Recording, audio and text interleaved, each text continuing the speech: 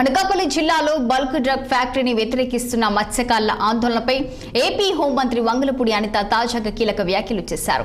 బయటి వ్యక్తులు వచ్చి వారిని రెచ్చగొడుతున్నారన్నారు. అలాంటివి చేయవద్దని నక్కపల్లి మండలం రాజయ్యపేట గ్రామస్తులకు ఆమె విజ్ఞప్తి చేశారు. రాజయ్యపేట గ్రామస్తులతో పాటు అన్ని పార్టీల నాయకులతో కమిటీ ఏర్పాటు చేయాలని తాను చెప్పినట్లు గుర్తు చేశారు. సమస్యను సీఎం, డిప్యూటీ సీఎం వద్దకు తీసుకెళ్తారన్నారు. సమస్య పరిష్కారం దిశగా మరోసారి ఆందోళనకారులతో మాట్లాడతానని, అంతవరకు ఎలాంటి రాజకీయాలు చేయవద్దని మత్స్యకారులకు సూచించారు ఏపీ హోంమంత్రి వంగలపూడి అనిత. 16 రోజులుగా బల్క్ డ్రగ్ పార్క్ విషయంలో రాజయ్యపేట గ్రామస్తులు ఒక ధర్నా కార్యక్రమాన్ని నిర్వహించడం మీ అందరికీ తెలుసు. దానిలో భాగంగానే రీసెంట్ గా వాళ్ళందరూ కూడా నేను ఒకసారి వాళ్ళ విలేజ్ కి రావాలి అని కోరుకున్నారు. కంపల్సరీగా వస్తానని చెప్పి నేను అసెంబ్లీ సమావేశాలు జరుగుతుండగానే వాళ్ళందరికీ కూడా నేను కంపల్సరీగా అక్కడికి కార్యక్రమానికి వస్తాను అని చెప్పి నేను వాళ్ళకి రాజయ్యపేట గ్రామస్తులందరికీ కూడా మాట ఇచ్చున్నాను. రాజయ్యపేట గ్రామస్తులందరితో కూడా మాట్లాడడానికి వాళ్ళకి చెప్పిన డేట్ కన్నా ఒక రోజు ముందే ఈ రోజు నేను ఆ కార్యక్రమానికి వెళ్ళడం జరిగింది. అక్కడికి వెళ్ళిన తర్వాత రాజయ్యపేట గ్రామస్తులతో పాటు బయట నుంచి వచ్చిన కొంతమంది కూడా ఆ బల్క్ డ్రగ్ కి సంబంధించిన విషయాల గురించి వాళ్ళు కొంత ప్రసంగాలు కూడా ఇవ్వడం జరిగింది. కొన్ని విషయాలు నాకు కూడా చెప్పున్నారు. ఓవరాల్ గా విషయం ఏంటంటే వాళ్ళందరూ కూడా కొంత భద్రతా భావంలోని, కొంత అమాయకత్వంతో, కొంతమంది రెచ్చగొట్టి అలాంటి పరిస్థితిలోని ఓవరాల్ గా ఏమైనా కూడా వాళ్ళందరికీ మంచి జరగాలని కోరిక మీద అయితే వాళ్ళందరూ ఉన్నారు. నేను అదైతే చాలా క్లారిటీగా ఉన్నాను.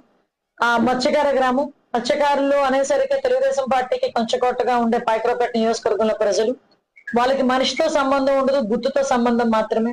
తెలుగుదేశం పార్టీ సింబల్ కనిపిస్తే చాలు వాళ్ళు ఓటేసుకుని వెళ్ళిపోయేంత మంచి మనుషులు. అదేవిధంగా వాళ్ళందరినీ కూడా ఏ రోజైనా వాళ్ళందరినీ ఇబ్బంది పెట్టే పరిస్థితి కూడా మాకు ఎప్పుడు ఉండదు. 2016 టైంలోని ఎప్పుడైతే ఏపీఎస్సీ 2010లో నోటిఫికేషన్ వచ్చి ఆ చుట్టుపక్కల భూములన్నీ కూడా ఏపీఎస్సీ పరిధిలోకి తీసుకొచ్చిన తర్వాత వాళ్ళ క్రయ విక్రయాలు కూడా చాలా మట్టుగా ఆగిపోయి వాళ్ళ తాలూకా పిల్లల పెళ్లి చేయడం కూడా చాలా ఇబ్బందులు పడుతున్నారని ఆ రోజు చెప్పినప్పుడు ఓవరాల్ గా ఏపీఎస్సీ వాళ్ళతో మాట్లాడి దగ్గర ఆ టైంలో 18 లక్షల రూపాయలు ఆ టైంలో వాళ్ళందరికీ కూడా అమౌంట్ ఇప్పించడం, డిఫామ్ కి కూడా 12 లక్షల రూపాయలు, అందులో చెట్టుకి పుట్టకి కూడా ప్రతి ఒక్క దానికి కూడా డబ్బులు వెలకట్టి ఆ రోజు వాళ్ళందరి అకౌంట్ లోని కూడా వాళ్ళందరి సమ్మతితోనే ఆ రోజు కూడా వేయించడం జరిగింది. అంటే కొంతమంది దీని వల్ల జరిగే నష్టాలు వాళ్ళకి వివరించడంలో కానీ, లేకపోతే వాళ్ళ లాభాలు వివరించడంలో కానీ, వాట్ ఎవర్ ఇట్ మేబీ ఏం జరిగినా రాజయ్యపేట గ్రామస్తులకి కొంత అపనమ్మకం అనేది ఏర్పడింది.